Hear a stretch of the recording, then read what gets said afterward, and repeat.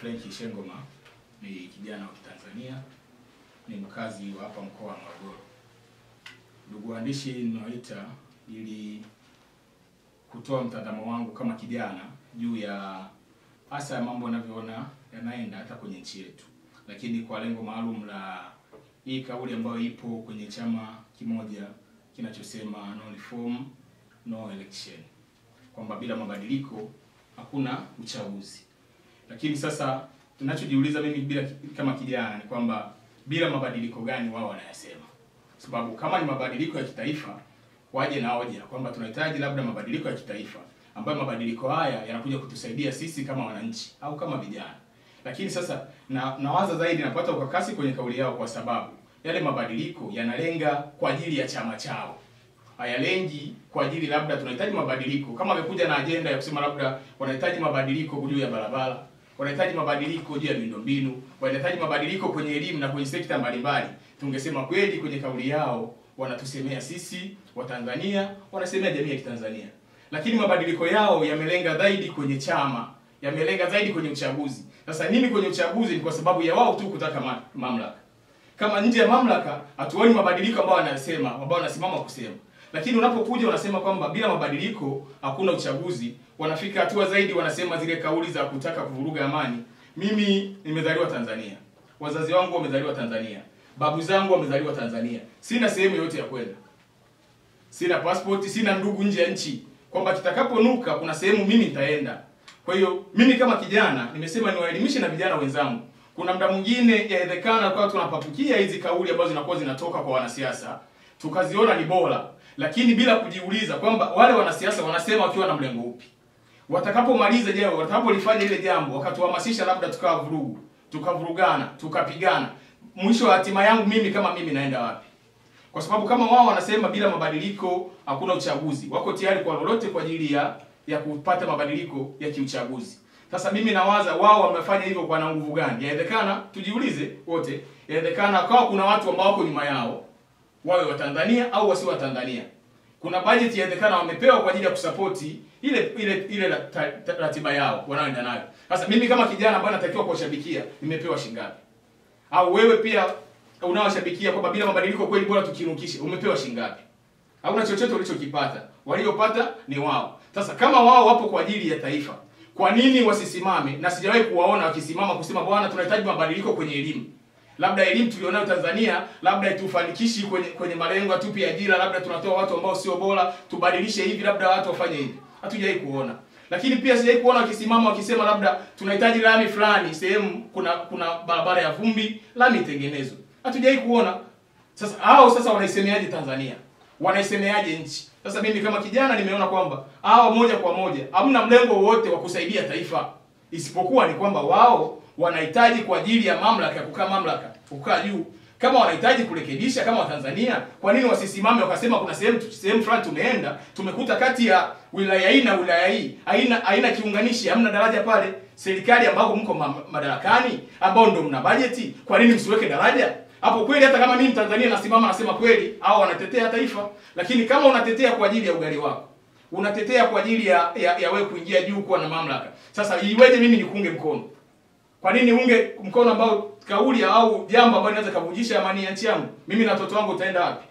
Wazazi wangu watakimbilia wapi? Leo hii naweza nikashabikia kusema bila uchaguzi twende barabarani. Haya, baada ya kwenda barabarani mimi faida gani napata? Watoto wangu wale ambao wana sehemu ya kukimbilia wanakimbilia wapi? Hawajawahi kusikia vita tangu tunazaliwa, mimi sijawahi kuona hata vita. Nilisikia vilikuwa gepo si vya Kagera, kati ya Kagera ya Uganda na Tanzania kwa ajili ya Kagera kule. Sijawahi kushuhudia. Mimi nimezaliwa kwenye amani, mpaka sasa niko kwenye amani na sihitaji kushuhudia haya mambo. Lakini vile vile wamefika mbali kwa sababu sisi nchi yetu ya Tanzania tumekulia kwenye misingi ya utu, kuheshimiana, kutunzana. Ndio tumekulia kwenye maadili hayo. Hatujawahi kutukanana.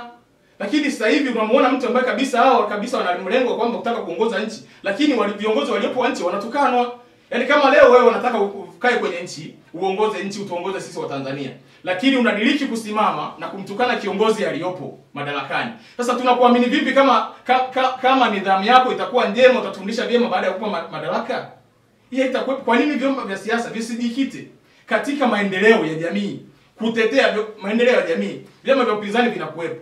Sasa kama vipo vyama vya upinzani, si visimame kutoa zile hoja ambazo vinaona chama tawala au serikali iliyopo haifanyi. Kwamba kuna wamama wako sehemu fulani wanahitaji mikopo, hawajapata mikopo, wasimame waseme. Kuna vijana wako sehemu fulani hawajapata mikopo, mnawapa vijana labda mikopo ambao wamemaliza chuo kikuu, lakini kuna asilimia kubwa ya vijana ambao labda ni darasa la 7, au tunaweka kundi gani na ndio wengi kuliko hao vyuo vikuu. Kwa nini tusiwape mikopo ya moja moja, tusiboreshe huku? Kwa nini wasisimame kwa mlengo huo ili tuone kweli hiki chama kinataka kutusaidia? Lakini kingine tujiulize. Yeye wanaposema hiki ni chama kimoja. Tanzania tuna vyama zaidi ya 18 vya kisiasa. Hiki ni chama kimoja. Chama kimoja kinaposema kwamba hakutakuwa na uchaguzi. Sasa tunajiuliza, hakutakuwa na uchaguzi ule wa kitaifa? Hakutakuwa na uchaguzi labda ndani ya chama chao. Kwa sababu kama chama kimoja wewe unasema hakuna uchaguzi, unao uwezo wa kuzuia wanachama na viongozi wa chama mzuie uchaguzi wa kwenye chama chenu. Lakini kwenye taifa lina watu wengi na vyama vingi. Mimi nahitaji kupiga kura. Ukiniambia hakuna uchaguzi, haki yangu mimi ya kupiga kura naipata wapi? Nikuunge mkono kwa sababu ya hilo. Sasa kwa mimi kwa natoa wito kwa vijana wenzangu, kwa mama zangu, kwa baba zangu wanaonisikiliza na watakao tazama hata video hii, ni kwamba tuangalie namna ya watu wa kushabikia. Tuone mlengo wao ni upi. Kama anahitaji kwamba kweli hakuna uchaguzi, kwa ajili ya malengo yapi? Kama ni kwamba anasema baba tunasisitiza hakuna uchaguzi mpaka labda wilaya fulani iwe na barabara ya lami, tuseme kweli wanatetea wananchi. Lakini kama anataka hakuna uchaguzi ili yeye zile sheria anazokwenda anazitaka, sio tu kwa kumnufaisha Mtanzania, ni kwa kumnufaisha yeye kuingia madarakani, huyo tumkatae. Tukubali vyama ambavyo vinakuja na sera. Tunaziona kwamba hizi sera kweli ni za kutusaidia. Sio sera ambazo zinaenda kutugawa. Sio sera ambazo mtu anataka jiweke yeye ili afaidike yeye. Tunaweza tukaingia kwenye huu mchezo, tukaicheza hii ngoma, mwisho wa siku likitukuta tunarudi kule kwenye majuto ni mjukuu. Lakini vile vile hao ambao tayari sasa hivi wanasimama wanataka mamlaka, wanatukana viongozi walioko madarakani, kibaya zaidi wanamtukana rais. Tujikumbushe kuna kipindi cha nyuma kabla rais Mama Samia hajawa rais. Kipindi cha nyuma hakuwepo nchini. Walikimbia wakasema nchi haina amani. Walikimbia wakasema nchi hakuna utulivu.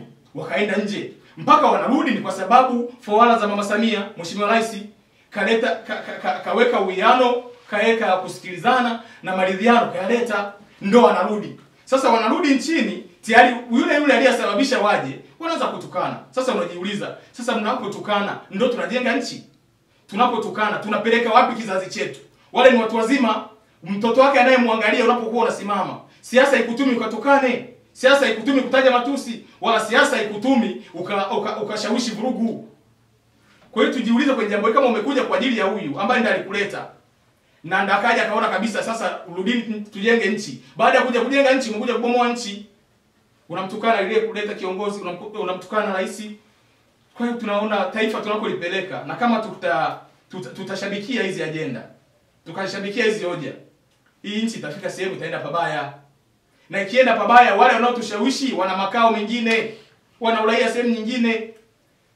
Kwa hiyo hili hakuna bila mabadiliko hakuna uchaguzi. Mimi nadhani wajikite vizuri zaidi kwa waseme katika mabadiliko gani, kama ni ya kuwaweka madarakani, kama ni ya kusababisha wao kwamba wanatakiwa waingie madarakani, hilo halina hoja na halina msingi kwenye taifa letu.